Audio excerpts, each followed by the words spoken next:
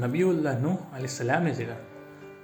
નૂહ અલૈહિસ્સલામનું પૂરું નામ નૂહ બિન લમીક બિન મિતબલિક શેખ બિન ઇદ્રીસ બિન યાદ બિન મહલાબીન બિન કિનાન બિન અનુશ બિન શીશ બિન આદમ અલૈહિસ્સલામ છે. આપના પેદાઈશ અને આદમ અલૈહિસ્સલામના વફાતના વચ્ચે 146 વર્ષનું ડિફરન્સ છે. હવે નૂહ અલૈહિસ્સલામના કોમની જિકર કરી. ઘણા અરસા લગ નૂહ અલૈહિસ્સલામના લોકો બૂટોની ઇબાદત કરતા હતા, જેની એ લોકો ખુદા માનતા હતા. એ લોકો એમ માનતા હતા કે આ બૂટોએ એ લોકોની જિંદગીમાં ખુશી લાવે છે, બુરાઈથી બચાવે છે. થોડા બૂટોના નામો આ મિસલ છે: વદાન, સુવાન, યકુત્થા, યઉવા અને નસરાન હતું. આ લોકોના નામો એ લોકોની પાવરના હિસાબથી હતું. હકીકતમાં આ નામો વો લોકોના હતા જે લોકો એ જમાનામાં એ લોકોના સાથે રહેતા હતા, જે અચ્છા અને એકદમ પાવરફુલ લોકો હતા. એ લોકોના ગુજરવાના બાદ આ લોકોએ એ લોકોની યાદમાં આ બૂટો બનાવતા હતા. બસ થોડા અરસા બાદ લોકો ભૂલી ગયા કે શું કામ આ બૂટો બનાવ્યા હતા. બસ એમ જહેનમાં થયું કે એ લોકોના જહેનમાં એમ જ થયું કે અમારા બાવા અજદાદ તો આની ઇબાદત કરે છે, તે વાસ્તે અમે એની ઇબાદત કરે છે. આ તરાસી લોકો બૂટોની ઇબાદત કરવા લાગી ગયા. ખુદા તઆલાએ નૂહ અલૈહિસ્સલામને મોકલા કે આ લોકોને સમજાવે અને ખુદાની ઇબાદત તરફ લાવે. નૂહ અલૈહિસ્સલામનું બયાન કરવાની ખૂબી એકદમ શાનદાર છે અને આપ ઘણા સબરવાળા હતા. આપ એ લોકોને બાતિનનો ઇલ્મ બતાવ્યો અને ખુદાની તરફ બોલાવતા રહ્યા. આપ એ લોકોને ખુદાની ફઝલત બતાવી કે રાત અને દિન ખુદાના હાથમાં છે, આપના અલાવા કોઈના હાથમાં નથી. આપે બતાવ્યું કે જન્નત અને જહન્નમના બનાવનાર બી ખુદા જ છે. એમ જ ફઝલત જિકર કરતા રહ્યા. લોકોને એ ખુદાની તરફ બોલાવતા રહ્યા. લોકો નૂહ અલૈહિસ્સલામની વાત સુનતા રહ્યા. આપના બયાનથી લોકો હેરાન થતા રહ્યા. નૂહ અલૈહિસ્સલામની કોમના 2 હિસ્સા થઈ ગયા. આપના અલ્ફાઝ, આપના બયાન કમજોર, ગરીબ અને પરેશાન લોકો વાસ્તે રાહતનો સવાબ બનતો રહ્યો અને અમીર, મજબૂત અને પાવરફુલ લોકો આપના ખિલાફ થતા રહ્યા. લોકોએ નૂહ અલૈહિસ્સલામ અને આપના લોકોના ખિલાફ જંગ શરૂ કર્યો. એ લોકો એમ કહેવા લાગ્યા કે નૂહ બી તો આપણા જેમ ઇન્સાન છે, કોઈ ખુદા નબી નથી. આપ એ કંઈ ફરમાવના અને એમ ફરમાવ્યું કે હા, મેં ઇન્સાન છું, લેકિન ખુદાએ મને તમારા તરફ પેગામ લઈને મોકલા છે, રસૂલ બનાવ્યા છે.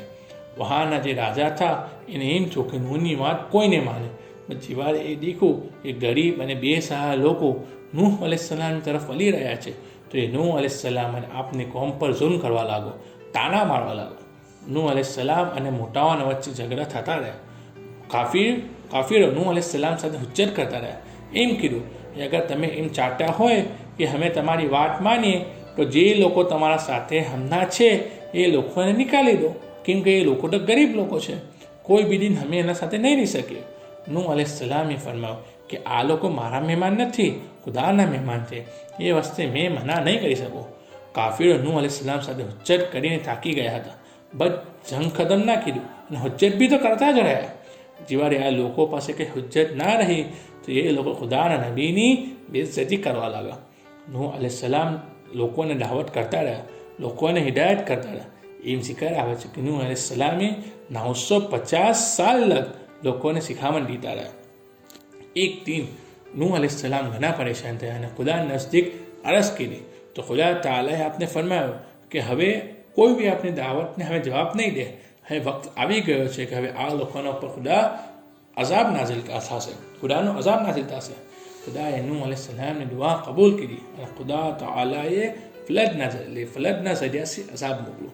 આપે નૂહ અલૈહિસ્સલામને હુકમ કર્યું કે સફીના બનાવે. નૂહ અલૈહિસ્સલામ શહેરથી દૂર, દરિયાથી દૂર સફીના બનાવવું શરૂ કર્યું. આપ લાકડા અને હથિયાર રાત અને દિનમાં જમા કરતા હતા. લોકો આપની મજાક બનાવવા લાગ્યા અને કહેવા લાગ્યા, શું ખુદાએ નબુવત છોડીને તમને આ મજદૂરી કરતા શીખાવ્યું છે? આ સફીના દરિયાથી દૂર શું કામ બનાવો છો? શું તમે એને પાણીમાં લઈ જશો કે હવા લઈ જશે? તે વખત નૂહ અલૈહિસ્સલામે ફરમાવ્યું કે વક્ત આવવા પર તમે સગલા સમજી જશો. નૂહ અલૈહિસ્સલામનું સફીના બનીને તૈયાર થઈ ગયું. હવે આપ ખુદાના હુકમના ઇંતજારમાં બેઠા હતા. ખુદા તાલાએ ફરમાયું હતું કે જેવારે તમારા ઘરથી બહાર પાણી આવું શરૂ થાય, એ આઝાબનું શરૂ થવાની નિશાની છે. એ દિન આવ્યું नूह अलैहिस्सलाમે સફીનાના દરવાજા ખોલા અને લોકોને બોલાવવા લાગ્યા. આપને ખુદા તાલા આપને હુકમ કીધું હતું કે આપના સાથે જાનવર, પરિંદા અને ઇન્સેક્ટની મર્દ અને બૈરોની જોડી સાથે સફીનામાં લેજો. આ દેખીને લોકો આપની મજાક બનાવવા લાગ્યા. નૂહ अलैहिस्सलामની બહેરો બી કાફિર થતી. એ વાસ્તે એ આપના સફીનામાં શામિલ ના થઈ, ના કે આપના ફરજંદો શામિલ રહ્યા. ઘણી જગ્યા એમ જગ્યા આવે છે કે 80 લોકો સફીનામાં સવાર થાય, જગની જગ્યા 70 લોકોનું શિકાર આવે છે. જમીનમાંથી પાણી નીકળવા લાગો, આસમાન से बारिश गिरवा लागो, अरसा बाद अरसा पानी ज़्यादा જ થવા લાગો. દરિયા અને જમીન એક થઈ ગઈ. એકદમ સી ભૂકંપ આવ્યો, જેના સબબથી પાણી હજી ज़्यादा થઈ ગયું. નૂહ अलैहिस्सलामનો સફીના પાણીમાં ચાલવા લાગો અને આપના લોકો બચી ગયા અને કાફીરો સગલા હલાક થયા. થોડા અરસા બાદ સૂરજની રોશની વાપસ જમીન પર ગઈ. નૂહ अलैहिस्सलामનો સફીના જુદી પહાડ પર રોકાઈ ગયો. એમ જિકર આવે છે કે જે દિન નૂહ નબીનું સફીના જુદી પહાડ પર લડાયો એ દિન આશુરાનો દિન હતો, 10મી મોહરમ હતી. નૂહ अलैहिस्सलामे પરિંદાઓને આઝાદ કીધા અને આ જમીન પર ઉતરીને પહેલાં ખુદાનો સજદા કીધું.